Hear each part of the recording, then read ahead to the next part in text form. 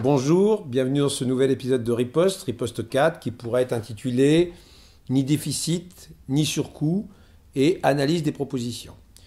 Bien, nous sommes en période de négociation d'assurance chômage et comme toutes les périodes de négociation d'assurance chômage, systématiquement, on nous parle de déficit, on nous parle de surcoût et on avance tout un nombre de chiffres dont on pourrait croire qu'ils proviennent d'une démarche scientifique sérieuse. En fait, la plupart de ces chiffres sont biaisés et on peut parler à ce niveau-là même de fraude scientifique. C'est pour analyser tout ça, pour essayer de décrypter tout ça, que nous avons avec nous Mathieu Grégoire, qui est donc maître de conférence à Amiens, qui est spécialiste des intermittents du spectacle, qui a fait une thèse sur les intermittents du spectacle, et qui est co-auteur du rapport commandé par le Syndéac, le syndicat des directeurs de théâtre, sur l'analyse et le chiffrage de nos propositions. Alors, c'est vrai que tous ces chiffres sont mis en avant dans un but précis, montrer que les intermittents du spectacle sont privilégiés ou montrer que les chômeurs sont des privilégiés afin de toujours faire des économies sur le dos des chômeurs en faisant des réformes à la baisse qui éliminent une partie d'entre eux. Alors, on va d'abord revenir sur cette histoire de déficit et sur cette partie du riposte 1 qui de temps en temps est mal comprise. C'est cette partie de la fameuse balance analytique. Parce qu'il ne s'agit pas d'un déficit, il s'agit d'une balance analytique négative. À savoir, on fait quoi? On fait la différence entre des cotisations versées et des indemnités perçues.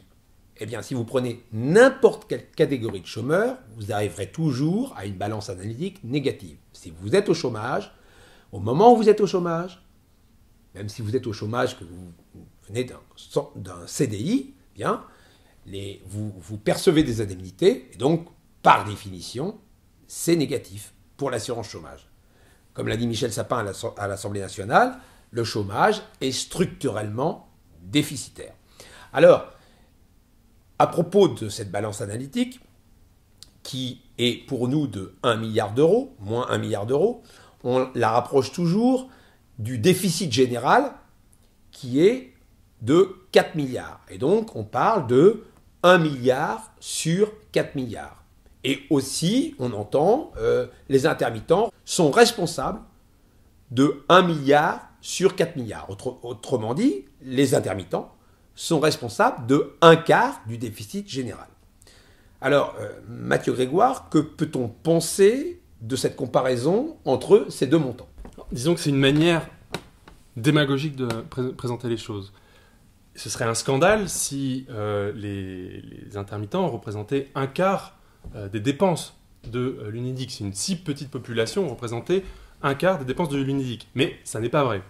Pour avoir des ordres de grandeur, il faut souligner qu'ils sont 3,5% des allocataires et représentent 3,4% des dépenses. Donc a priori, rien d'extravagant. Alors pourquoi dit-on qu'ils représentent un quart du déficit? On rapporte en réalité deux choses qui n'ont rien à voir. D'un côté, 1 milliard d'euros de balance analytique négative des annexes 8 et 10, le régime des intermittents, et de l'autre, 4 milliards de déficit de l'Unédic prévu en 2014. Alors pourquoi est-ce absurde? Parce que ces deux réalités n'ont rien à voir. Pour comprendre ça, il suffit de se placer dans l'hypothèse d'une baisse massive du chômage et des déficits. Si les déficits baissaient, par exemple, à 1 milliard, de l'autre côté, la balance analytique des intermittents demeurerait proche d'1 milliard. On pourrait alors rendre responsables les intermittents de 100% du déficit. Inversement, si le déficit continue à s'alourdir, à s'aggraver, alors les intermittents seront de moins en moins responsables de ce déficit. Au final, on a affaire à un procédé qui est purement rhétorique, un indicateur qui n'a pas de sens. Par ailleurs, il faut effectivement bien comprendre qu'il est normal, dans le cadre d'une assurance, qui plus est dans le cadre d'une assurance sociale, que certains cotisent davantage qu'ils ne perçoivent d'allocations et que d'autres perçoivent davantage d'allocations qu'ils ne cotisent. C'est la nature même d'une assurance. Autrement dit, Mathieu Grégoire, les deux courbes du film Riposte 1 ne sont pas de même nature, ne sont pas comparables. Et autrement dit, on pourrait, maintenant que tout le monde est censé le savoir, attaquer toute personne qui ose faire cette comparaison. Cette comparaison, définitivement, n'a pas à être faite, car elle n'a aucun sens et aucune réalité scientifique. Alors, le régime des intermittents du spectacle représente-t-il malgré tout un surcoût par rapport au régime général? Alors, cette idée a émergé pendant la commission d'information parlementaire qui a été menée par Jean-Patrick Gille en 2013. Et l'idée, c'était que si on supprimait les annexes 8 et 10, si on supprimait le régime spécifique des intermittents du spectacle, eh bien les intermittents du spectacle seraient quand même indemnisés par un autre régime qui est le régime général. Et ça ferait 320 millions d'euros d'économie. Alors, il y a deux idées qui ont été développées avec ce surcoût de 320 millions d'euros. C'est les uns disaient, finalement, c'est pas grand-chose, parce qu'au départ, on partait d'1 milliard, et puis finalement, on arrive à 320 millions d'euros.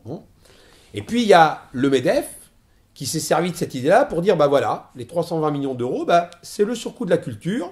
Et donc, ce qu'on fait, c'est qu'on bascule tout le monde au régime général, et on demande à l'État de payer ce surcoût de 320 millions d'euros. Alors, afin de comparer les deux régimes, je vais d'abord vous exposer leurs règles. Pour le régime général, les critères d'accès, le nombre d'heures à faire, c'est 610 heures en 28 mois pour les moins de 50 ans et 610 heures en 36 mois pour les plus de 50 ans. Le principe, c'est qu'un jour travaillé donne droit à un jour indemnisé et que pour les moins de 50 ans peuvent toucher jusqu'à 2 ans d'indemnité maximum et pour les plus de 50 ans peuvent percevoir 3 ans d'indemnité maximum sans avoir à retravailler. Bien. Pour les intermittents du spectacle, les techniciens doivent faire 507 heures en 10 mois, les artistes 507 heures en 10 mois et demi, ouvrant des droits de 8 mois d'indemnité. Bien. Alors, Mathieu Grégoire, peut-on parler de surcoût d'un régime par rapport à l'autre? C'est quoi ces 320 millions d'euros? Oui, au final, la question, c'est de savoir si les intermittents bénéficient d'un régime privilégié par rapport au régime général, qui coûterait plus cher que le régime général. Globalement, on peut en douter. Je vous rappelle que les intermittents sont 3,5% des allocataires et seulement 3,4% des dépenses. Donc, a priori, un intermittent ne coûte pas plus cher qu'un autre chômeur. Si on regarde dans le détail, on peut se demander si effectivement ce chiffre de 320 millions de soi-disant surcoût est crédible. Pour ça, il suffit de se placer dans l'hypothèse où on basculerait 100 000 chômeurs du régime général dans le régime des intermittents. En fait, on se rend compte rapidement que les plus précaires d'entre eux ne seraient absolument plus du tout indemnisés, parce qu'il est entre guillemets plus facile de faire 610 heures dans les 28 ou les 36 derniers mois que de faire 507 heures dans une période beaucoup plus restreinte de 10 mois. À l'opposé, à l'autre bout de l'échelle, les allocataires issus d'un CDI ou d'un CDD bénéficieraient seulement de 8 mois d'indemnisation dans le régime des intermittents, alors qu'ils peuvent bénéficier actuellement de 2 ans, voire 3 ans s'ils ont plus de 50 ans, dans le régime général. Donc au final, ces chômeurs seraient moins bien lotis dans le régime des intermittents que dans le régime général. Et ce, pour une raison extrêmement simple, c'est que le régime général est adapté à l'emploi stable, alors que le régime des intermittents est adapté à un emploi intermittent. Mettre les intermittents au régime général, c'est-à-dire dans un régime qui ne leur est pas adapté, aboutirait effectivement à des économies. L'inverse est d'ailleurs vrai. Mais ni le régime général, ni le régime des intermittents n'est plus coûteux ou privilégié que l'autre. Il ne faut pas confondre l'idée d'adaptation et l'idée de privilège. Alors pour résumer, ce qu'on peut dire, c'est que en basculant des intermittents en régime général, ou en basculant des chômeurs du régime général dans le régime des intermittents, on ferait obligatoirement des économies en arrêtant d'indemniser une partie de ces populations de chômeurs. En fait, quand des chômeurs sont dans un régime qui n'est pas adapté à leurs pratiques, eh bien évidemment, ils passent à travers les mailles du filet et c'est ce que l'UNEDIC appelle économie, c'est ce qu'on pourrait appeler aussi plus grande précarité. Bien. Alors, pour aller au bout de ça, on pourrait se dire que pour faire des économies, il faudrait supprimer l'assurance chômage. Alors maintenant, on va parler du rapport commandé par le Syndéac à Mathieu Grégoire et Olivier Pilmis. Et donc ce rapport consistait à chiffrer les différentes propositions. Donc en gros, pour le comité de suivi, chiffrer les propositions que vous pourrez trouver dans le film Riposte 3 et les comparer avec le système actuel qu'on subit depuis 10 ans. Pour rappel, en 2003, on est passé à un principe assurantiel où on exclut les plus pauvres au profit des plus riches et nous proposons un système mutualiste, redistributif. Mathieu Grégoire, qu'en est-il de ce rapport et de cette comparaison de ces deux modèles ? Alors, effectivement, on a procédé à une simulation à partir des données dont on disposait, celle de la caisse des congés spectacles. On disposait des salaires, des durées d'emploi de chaque intermittent, et on a calculé à partir de ces données, d'une part, ce que coûtait le système actuel, et d'autre part, ce que coûterait un système alternatif. Alors, on a abouti à 3 conclusions.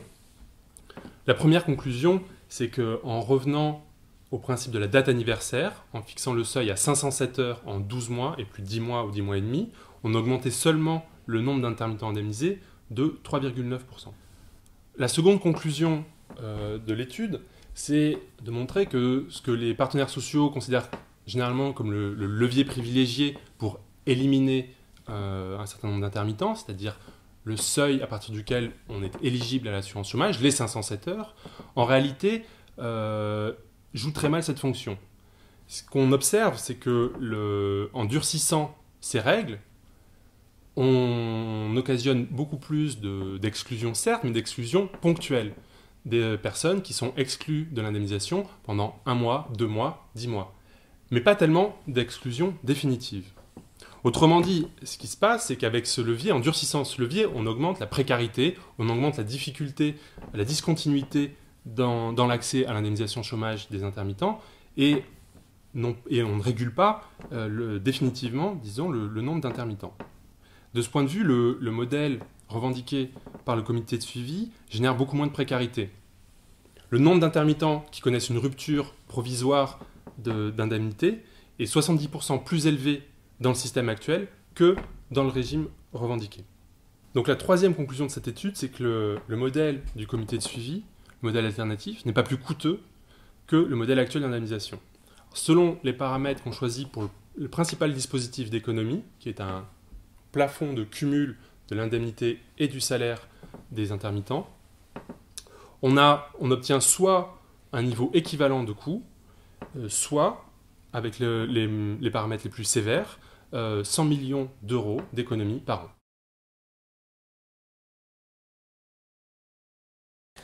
En réalité, il n'y a aucun scandale dans ce dossier. Aucun. Le chiffon rouge est agité en fait pour masquer une vérité qui, elle, est scandaleuse. La vérité scandaleuse, c'est que dans ce pays, un chômeur sur 2 n'est pas indemnisé. Et pourquoi il n'est pas indemnisé ? Parce qu'il y a beaucoup de gens qui font des contrats courts et qui n'ont pas, comme nous, un régime spécifique adapté à leur pratique d'emploi. Et ce qu'on vous a expliqué tout à l'heure, c'est que quand on n'a pas un régime adapté à ces pratiques, eh ben, on passe à travers les mailles du filet. Il y a une partie de la population qui n'est donc pas indemnisée. C'est ce qu'on appelle faire des économies, mais toujours sur le dos des plus précaires. Nos propositions sont justes. Comme on vous l'a dit, elles sont adaptées. Faisons tout pour qu'elles soient enfin appliquées.